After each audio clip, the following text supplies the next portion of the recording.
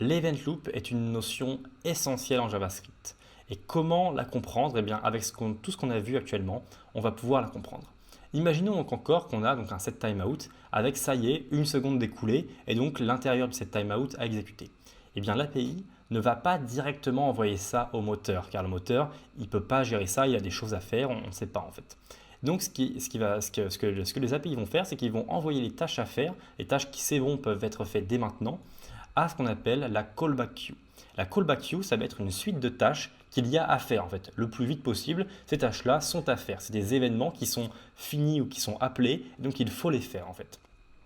Et la callback queue, elle, va être gérée par l'event loop, comme maintenant vous l'avez compris.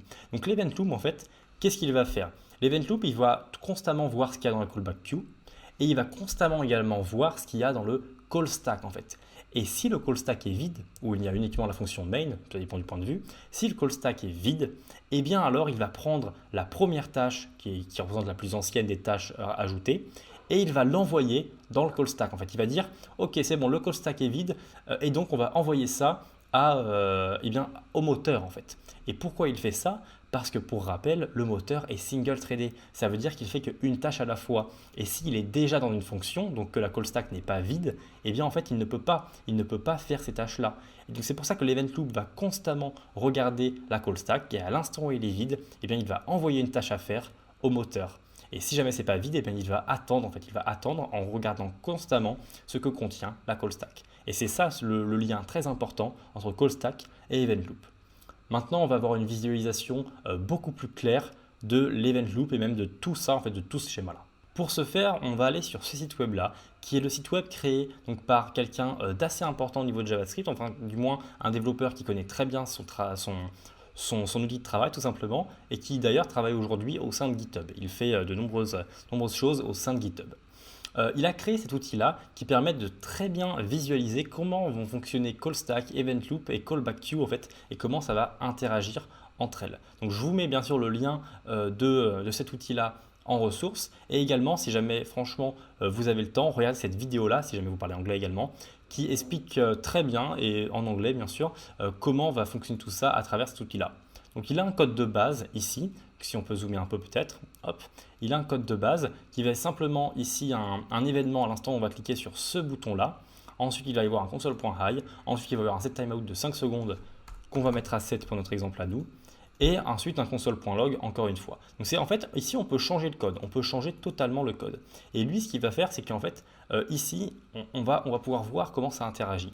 Mais d'abord je vais simplement mettre le délai à 2 secondes pour que ce soit le plus lent possible et pour qu'on puisse comprendre ensemble pendant que j'explique comment ça fonctionne. Donc je vais cliquer sur Save plus Run. Il va donc arriver sur ce code-là qui arrive dans le call stack. Et il va mettre ça dans le web API puisque c'est un événement. Ensuite il va faire un console.high, on va l'avoir en console. Ensuite, il va entrer dans le set timeout. Il voit qu'il y a quelque chose à faire, alors il va le mettre dans l'API et l'API va faire une attente. On a encore un console.log, puis on n'a plus rien. Ensuite, le timeout se finit, donc il va arriver dans la callback queue. L'event loop constate que la call stack est vide, donc il va mettre ça directement, envoyer ça au moteur. Et ensuite, on va arriver donc dans la fonction timeout qui est ici, puis on arrive dans le console.log qui est ici. Voilà l'interaction entre tout ce qu'on vient de voir actuellement. Donc je pense que vous avez compris. On va le refaire et je vais en même temps cliquer sur un Quick Me.